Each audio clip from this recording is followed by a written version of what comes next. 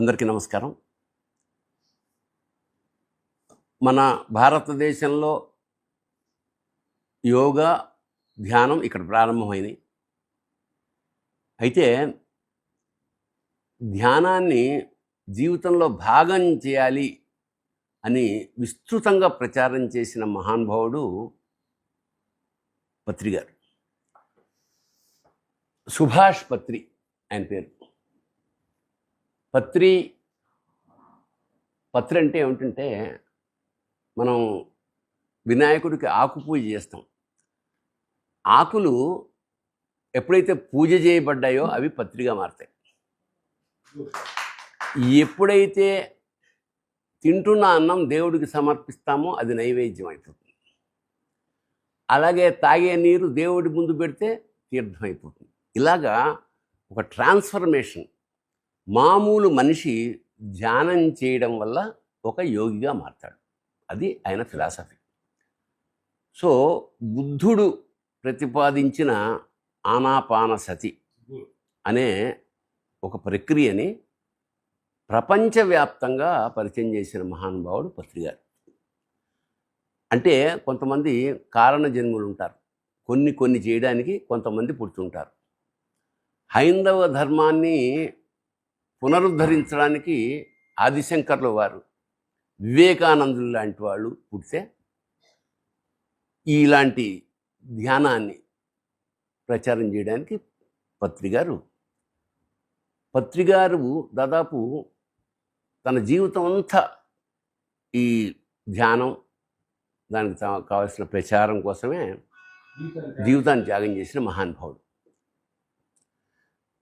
భారతదేశంలో చాలా చోట్ల, ముఖ్యంగా ఆంధ్రదేశంలో చాలా చోట్ల పిరమిడ్ అనే ఒక కాన్సెప్ట్ని, అంటే మన నెత్తి మీద ఆ కాస్మిక్ ఎనర్జీ ఏదైతే ఉందో దాన్ని సూక్ష్మీకరించి మన శరీరంలోకి ప్రవేశించే ఒక పద్ధతిని ఆయన పునరుద్ధరించాడు. ఇలాగా పత్రిజీ మామూలు మనిషి నుంచి పత్రి బ్రహ్మర్షిగా మారారు.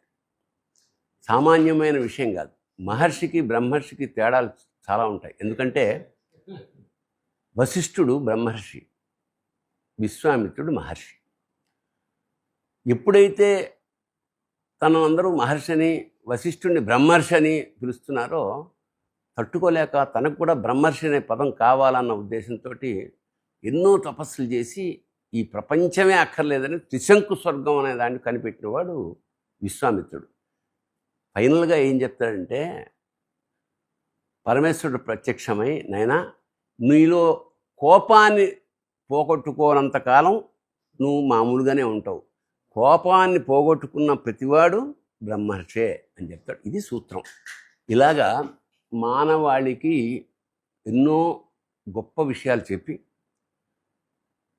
ముఖ్యంగా శాకాహారం యొక్క ఫోకస్ చేసి మొత్తం ప్రపంచవ్యాప్తంగా ఒక పని కోసం పుట్టి ఆ పనిని ముగించుకుని ఆయన పరమేశ్వరుడు ఐక్యమయ్యాడు. అలాంటి మహానుభావుడి మీద ఇవాళ మాస్ మీడియా, అంటే మనం ఎంత గొప్పవాళ్ళమైనా మన గురించి ప్రచారం లేకపోతే వాడికి తెలియదు. అలాంటి ఈ రోజుల్లో ఆయన జీవితాన్ని ప్రపంచం అందరికీ ఆదర్శంగా చూపించాలన్న ఒక సదుద్దేశంతో బ్రహ్మర్షి పత్రిజీ ఏ కంప్లీట్ మ్యాన్ అన్న ఒక సినిమా చిత్రం తీయడం జరిగింది. దానికి ధ్యాన వెంకట్ ఈ కుర్రాడు దర్శకుడు. ఇది రేపు జూలై 19వ తారీఖున యావత్ భూగోళంలోనూ విడుదలవుతోంది. ఇక్కడ ఒక 100 థియేటర్లు రిలీజ్ చేద్దామని నిర్ణయించుకున్నారు. సో ముందు అసలు ధ్యానం అంటే ఏమిటి, ఒక సామాన్యుడు మహర్షిగా బ్రహ్మర్షిగా మారే క్రమం ఎలా ఉంది అనే ఇంట్రెస్టింగ్ ఎలిమెంట్స్ తోటి ఆ తీయడం జరిగింది. కాబట్టి తప్పకుండా ప్రేక్షకులు ఈ చూసి ఆనందించి ఈ కుర్రాన్ని, ఆ ఉద్దేశాన్ని ఆశీర్వదించండి. శుభం భూయాత్. శివోహం.